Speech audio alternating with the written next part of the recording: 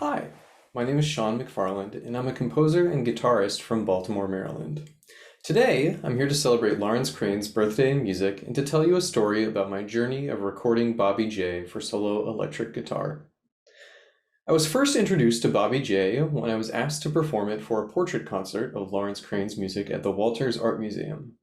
In preparation for the concert, I listened to the Hackenstein recording and immediately fell in love with it. In the pandemic, I made the decision to record it for my guitar album. After conversing with the composer of the piece, I learned that the timbral decisions were largely up to the performer or recording engineer, as long as the tones remained as balanced as possible and consistent. The available recordings of the work reflect this idea. Though vastly different, they all carry a consistency of timbre across the serene C and B-flat chords. Because of this, I determined timbre to be of utmost importance.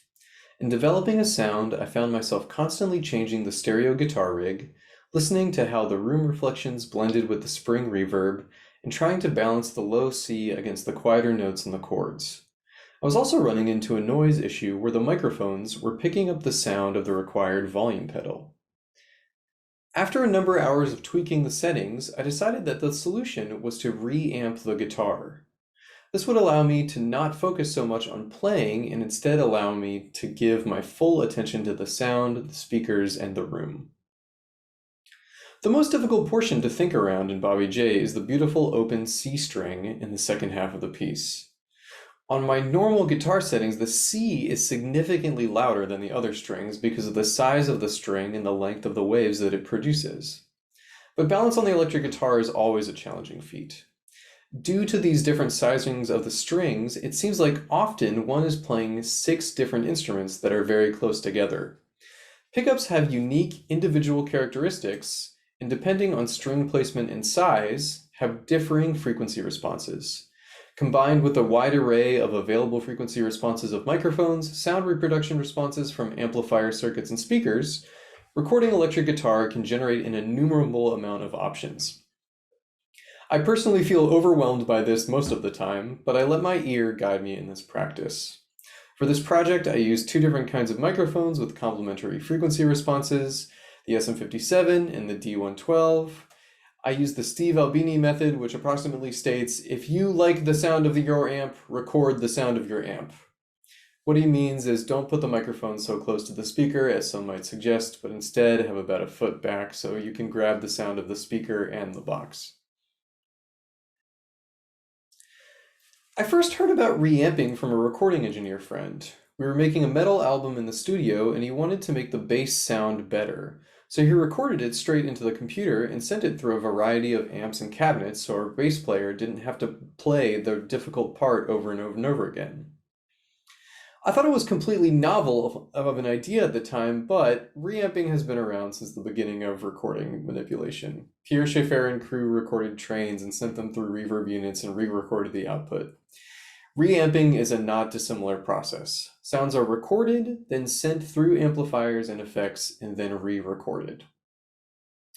The main problem with electric guitar reamping is impedance. It's not a great idea to run an amplified signal back into an electric guitar amplifier. We don't want to double amplify the signal. Instead, we want to reamp it.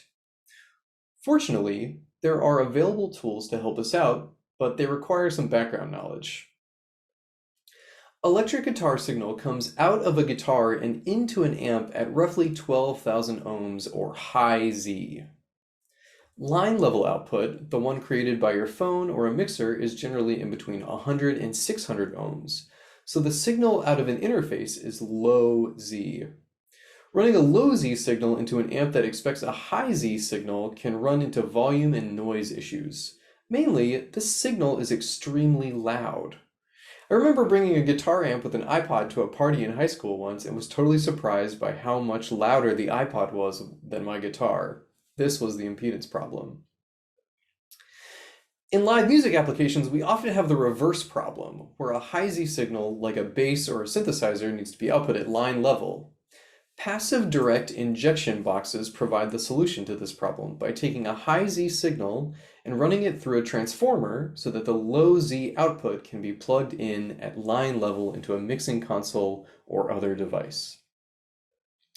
Fortunately, this relationship works in reverse. It's not an advertised use of DI boxes, but because of the simplicity of the circuit, we can wire this box backwards, taking a low Z signal and making it high Z. This is often necessary to do with guitar reamping and has been a popular solution to the impedance problem. I recorded the piece dry into a DAW and lightly edited it. I then sent the signal into 2 amplifiers. For those that are curious, this is a wiring diagram of the recording session. You may notice that the Music Man amplifier has some extra additions in the signal path. The Princeton Reverb has a beautifully working spring reverb tank at the bottom of it that is perfect for this piece. I dialed it up to 4. The Music Man, on the other hand, is not so lucky. I bought this hard-to-find 210 amp workhorse for cheap because the reverb tank in it was broken, and it hasn't been fixed yet. To alleviate this problem, I digitally added delay and reverb with an MXR carbon copy and an Electro Harmonix Oceans 11. Why add digital delay before the amp circuit? Why not just do it in post? Well, the reverb becomes real through the characteristics of the room mics placed somewhat far away, picking up all of the room reflections. I think that this process was surprisingly successful and that many future solo or chamber electric guitar recordings could benefit from this strategy. I think that reamping the guitar is a technique that should be used more frequently in contemporary classical music, as we music academic types are so obsessed with tone and accuracy, but often that thinking has a hard time translating to the recording side. I think many existing and future recordings of electric guitar could benefit from it. It was my original plan to do this live in London for everyone, but I was unable to make it due to passport issues. So I redid the process a couple weeks ago at the Undercroft in Baltimore for this festival. I won't be releasing this version anywhere, so please enjoy Bobby J.